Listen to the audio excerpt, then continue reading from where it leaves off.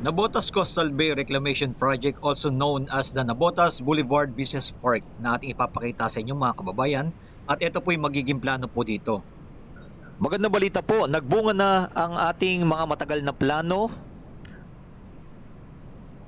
Ang Nabotas Coastal Development ay gagawin sa pakipagtulungan ng San Miguel Corporation, kaya walang gagastusin ang lokal na pamahalaan ng Nabotas. Yan pong good news. Sa itatayong expressway papuntang New Manila International Airport. 3,480 units na socialized housing. Ito po ang pinakamalaking pabahay project natin dito sa may Nabotas. Mayroon din residential, condominiums, park and open space, public facilities, commercial area, organized vendors area, mga daanan, mga bangka at mga fisherman's wharf. May tulay na konektado sa Ignacio Street at Judge Roldan, at sa Santiago magtatayo naman tayo ng mga bicycle, pedicab at pedestrian bridge. Wala pong tatamaang mga kabahayan. Magkakaroon din po ng on-ramp sa tulay na tapat ng Tangos papuntang Tanza Airport service para sa below 400cc. Sa isa pang lane ng eksklusibong para sa mga bisikleta naman. Yan po ang good news dito po ng gagawin po sa may Nabotas Coastal Bay Reclamation na ating ipinapakita sa inyo mga kababayan. Ito na po siya ng ginagawa po ngayon. Pakita po natin yung buong area at kung ano na po yung mga ginagawa po nila dito. At yung bandang dulo, ipapakita naman po natin kung ano na po ang latest update po doon.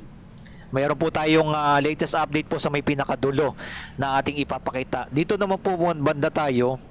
Ito na po, marami na po mga heavy equipment dito, ay tuloy-tuloy na po ang kanilang pagtatambak ng mga lupa po dito. Ayan, kung makikita po ninyo, yan yung mga malalaking truck, nandiyan yung mga bako. Yan, tuloy-tuloy na po itong area po dito. Yan, nakikita nyo po yung mga heavy equipment. Like and comment and share kung ano masasabi nyo po dito sa ating pinaka-latest update na dinedevelop na po ang Nabotas mga kababayan. Dito lang po yan sa may Tansa, Nabotas. Yan po yung mga truck. Makikita po ninyo, ito po yung napakalawak na mga palaisdaan po dito sa area na to. Pero ngayon makikita niyo yan, tinatambakan na po mismo ng mga lupa. Dire-diretso pa po yan papuntang landfill po. Pakikita po natin mismo yung Nabotas landfill. Ayan malawak-lawak na po ang area dito na kanilang pagtatambak. Ito tuloy-tuloy na po mga kababayan. Dahil by next year 2026, aasahan naman po natin ang New Manila International Airport ay sisimulan na pong gawin, kaya kinakailangan sumabay na rin po itong Nabotas na ito po'y magduduktong po mismo doon. Ayan dito sa area, ayan may mga bakuna, nandiyan yung malalaking truck, dire-diretso po yan. Ito po yung aking tinutukoy, yung Nabotas landfill. Ay ito po 2 dekada na po na ngayon po ay nagsara na po, na 6 na city ay dito po nagtatapon mula Manila, Nabotas, Caloocan at Malabon, Valenzuela. Yan po yung mga dito mga nagtatapon sa area na to. Pero ngayon nagsara na po siya. Ang tapunan na po ng basura ay doon na po mismo sa may Rizal. Ito po yung umaabot, itong Nabotas Sanitary Landfill ay 41.121 hectares po yan. Ayan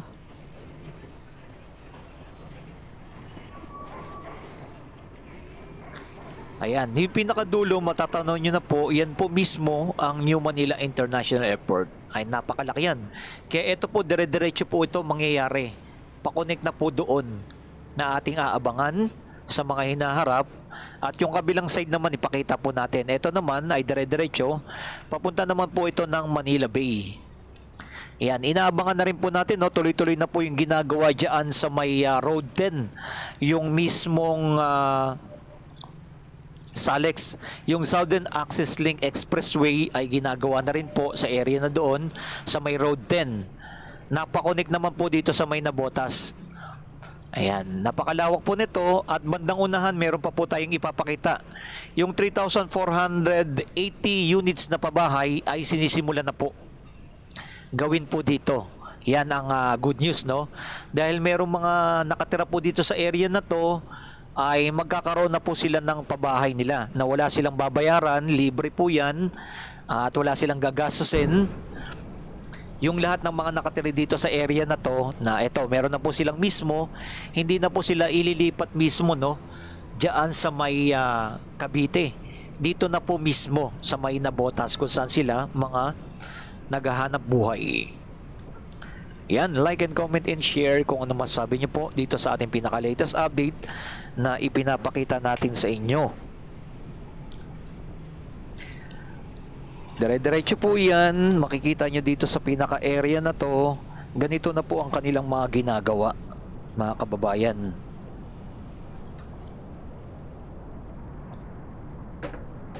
Ayan, may mga ipapakita tayo dito sa may bandang area na to. Dahil tuloy-tuloy na po ang ginagawa ang project na to.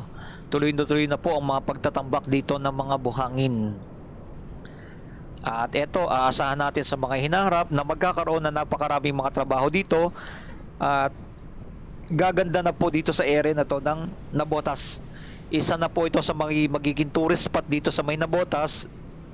Dire-diretso magkakaroon ng expressway dyan, pa-connect po, no, sa may Manila Bay. Ayan, napakalaki na po ng mga magiging develop ito in the future, no?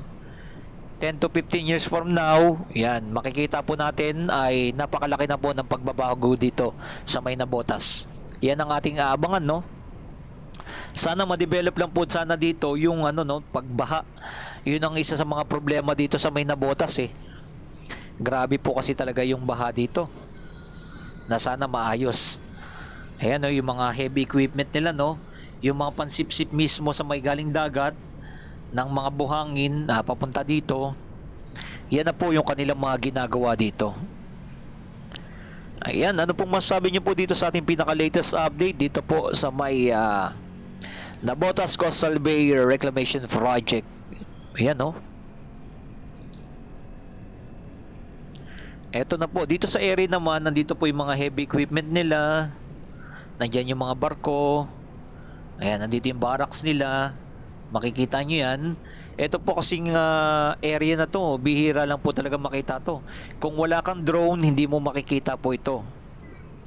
Kaya shoutout sa ating mga viewers, subscribers na buong nakarating ang ating video, yung ating mga OFW na gusto nilang makita yung dinedevelop na po yung ating bansa. Ito na po mga kababayan.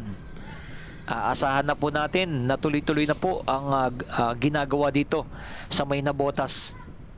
Napakalaking tulong po ito, no? 3,480 units na pabahay ay napakalaking pabahay na gagawin din po dito sa may Nabotas. Ayan, no? Makikita nyo po yung mga heavy equipment nila. Ayan, dito po nag-start po yon, yung lahat dito sa area na to. Ayan, nakita nyo po yan, no? Tambak na ng mga lupa. Ayan. Dire-diretso yan. Banda dito meron tayong papakita mga kababayan. Meron tayong pinaka-latest update natin dito. Yung una kasi mga punta natin dito, ito, as in wala pa po, tubig pa po yung area niya yan.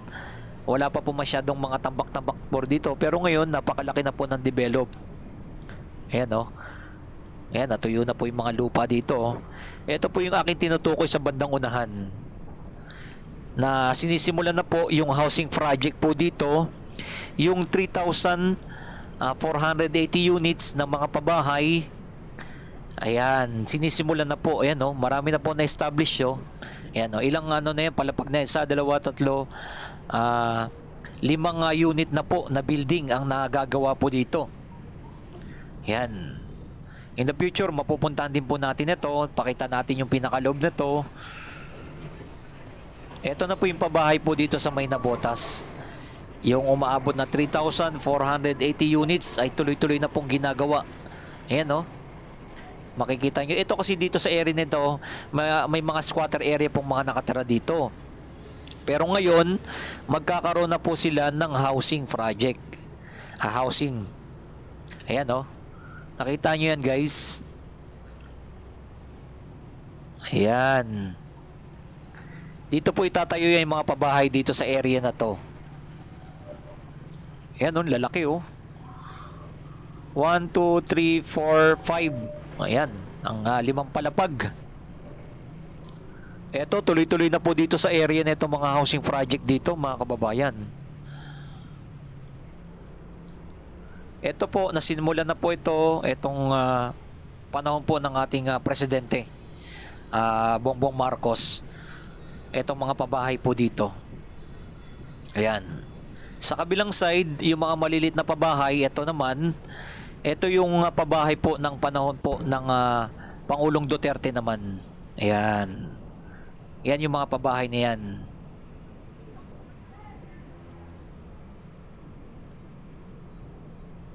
Ayan, no? Like and comment and share kung anong masabi niyo po dito sa tuloy-tuloy na pagbabago ng Nabotas. Maraming salamat sa ating mga viewers, subscriber na lagi nang sumusuporta sa ating channel, na tuloy-tuloy nating ipinapakita yung pagbabago dito sa ating bansang Pilipinas.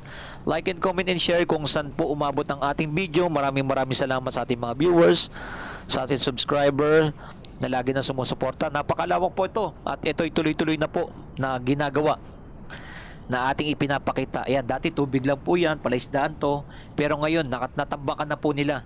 Tuloy-tuloy na po ito ginagawa. Ayan ang ating pinaka-latest update. Maraming salamat po sa inyong lahat dyan, and keep safe palagi, and God bless po sa atin lahat. Ayan po, muli po, maraming salamat sa inyong lahat dyan. Ito pong muli si Skywalk TV, keep safe palagi, and God bless.